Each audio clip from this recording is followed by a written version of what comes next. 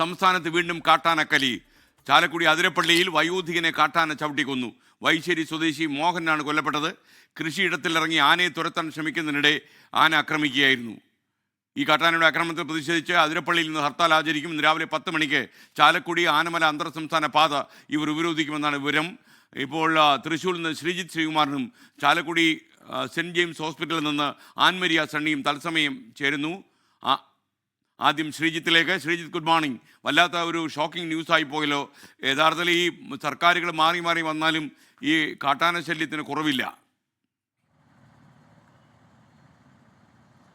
തീർച്ചയായും SKN, കാട്ടാന ശല്യത്തിന് ഒരു കുറവുമില്ല. അതിരപ്പള്ളി വൈശ്ശേരി സ്വദേശി 65 വയസ്സുകാരനായ മോഹനൻ, അദ്ദേഹവും അദ്ദേഹത്തിൻ്റെ സഹോദരനും ചേർന്ന് ഈ കാട്ടാനയെ ഓടിക്കുന്നതിനിടെയായിരുന്നു. കൃഷിയിടത്തിൽ കൃഷി നശിപ്പിക്കുകയായിരുന്നു. സ്ഥിരമായി ഈ മേഖലയിൽ ഈ കാട്ടാന ഇറങ്ങാറുണ്ട് എന്നാണ് പറയുന്നത്. ഇന്നലെയും കാട്ടാന ഇറങ്ങിയിരുന്നു. പക്ഷേ പുലർച്ചയോടുകൂടി വീണ്ടും കാട്ടാന എത്തുകയായിരുന്നു. പടക്കം പൊട്ടിച്ചും ശബ്ദമുണ്ടാക്കിയുമൊക്കെ ഓടുന്നതിനിടെ ഈ കാട്ടാന പാഞ്ഞടുക്കുകയായിരുന്നു. ഈ കർഷകൻ്റെ നേർക്ക് പാഞ്ഞടുക്കുകയായിരുന്നു. അനിയൻ മാറി രക്ഷപ്പെടുകയായിരുന്നു. പക്ഷേ ഇദ്ദേഹത്തെ ചവിട്ടിക്കൊല്ലുകയായിരുന്നു എന്നാണ് ഏറ്റവും ഒടുവിൽ മനസ്സിലാക്കുന്നത്. എന്തായാലും മോഹൻ്റെ മൃതദേഹം ഇപ്പോൾ ചാലക്കുടി സെൻറ്റ് ജെയിംസ് ആശുപത്രിയിലേക്ക് മാറ്റിയിട്ടുണ്ട്. നാട്ടുകാരുടെ വലിയ പ്രതിഷേധം ഈ മേഖലയിലുണ്ട്. നിരവധി തവണ നേരത്തെ SKN സൂചിപ്പിച്ചതുപോലെ സർക്കാരുകൾ മാറി മാറി വന്നാലും ഈ കാട്ടാന ശല്യത്തിന് യാതൊരു കുറവുമില്ല.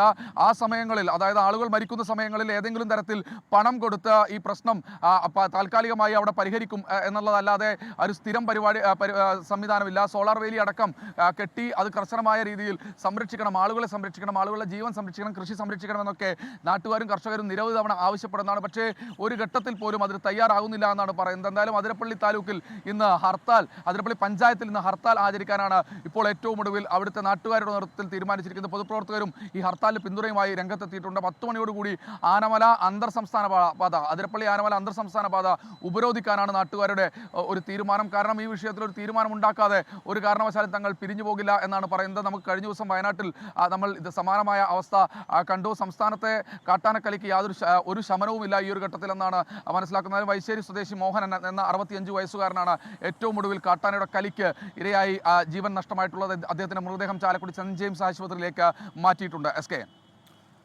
Okay, thank U Sreejith. ഇപ്പോൾ അതിരപ്പള്ളിയിലെ നമ്മുടെ പ്രാദേശിക ലേഖകൻ റൂബിൻ ലാൽ കൂടി തത്സമയം ടെലഫോണിൽ ശരിയാണ്. റൂബിൻ ലാൽ, എന്താണ് അവിടെ നിന്നുള്ള വിവരം? ഏത് സാഹചര്യത്തിലാണ് ഈ കർഷകൻ്റെ ജീവൻ ഈ കാട്ടാനയ്ക്ക് എടുക്കാൻ കഴിഞ്ഞത്?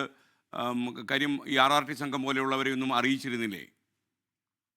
SKN ഒരാഴ്ചയോളമായി ഈ പ്രദേശത്ത് ആണെന്നുള്ളതാണ് നമ്മൾ നാട്ടുകാരിൽ നിന്ന് അറിയിക്കുന്നത്. ഇന്ന് പുലർച്ചെ 2:30-ഓടെയാണ് മോഹനൻ എന്ന ആൾക്ക് ഈ ദാരുണമായ സംഭവം ഉണ്ടാകുന്നത്. അപ്പൊ എന്തായിരുന്നു ശരിക്കും സംഭവിച്ചത് റൂബിൻ ലാൽ? വീടിന് സമീപത്ത് കാട്ടാന വന്നതിനെ തുടർന്ന് അദ്ദേഹത്തിന്റെ അനിയൻ വിളിച്ചറിയിച്ചതിനെ തുടർന്ന് കാട്ടാനയെ തുരത്തുന്നതിന് വേണ്ടി അദ്ദേഹം അനിയന്റെ സഹോദരന്റെ വീടിനടുത്തേക്ക് എത്തിയതാണ്. പന്തം കൊളുത്തി ആനയെ തുരത്തുന്നതിനിടയിലാണ് ആന പാഞ്ഞെടുത്ത് അദ്ദേഹത്തെ ആക്രമിക്കുന്ന സ്ഥിതി ഉണ്ടായത്. ഓക്കെ, അപ്പൊ എന്തായാലും ഇന്ന് അവിടെ പ്രതിഷേധ പ്രകടനമൊക്കെ നടക്കുമെന്ന് അറിയുന്നു. പ്രതിഷേധ പ്രകടനമുണ്ട്. ഇവിടെ അതിരപ്പള്ളിയിൽ പ്രാദേശികമായിട്ട് കഴിഞ്ഞ വർഷം അതിരപ്പള്ളി ഗ്രാമപഞ്ചായത്ത് PRT എന്ന പേരിൽ ഒരു പ്രാദേശിക റെസ്പോൺസ് ടീം രൂപീകരിച്ചിരുന്നു പഞ്ചായത്തിന്റെ നേതൃത്വത്തിൽ. ആ റെസ്പോൺസ് ടീം ആണ് എത്താറുള്ളത്. ഈ തൊഴിലാളികൾക്ക് കൃത്യമായ ശമ്പളം ഇവർ കൃത്യമായിട്ട് ജോലി കിട്ടാത്ത സ്ഥിതിയുണ്ട്. Okay, thank you Rubin Lal. അതിരപ്പള്ളിയിൽ നമ്മുടെ പ്രാദേശിക ലേഖകനാണ് റൂബിൻ ലാൽ.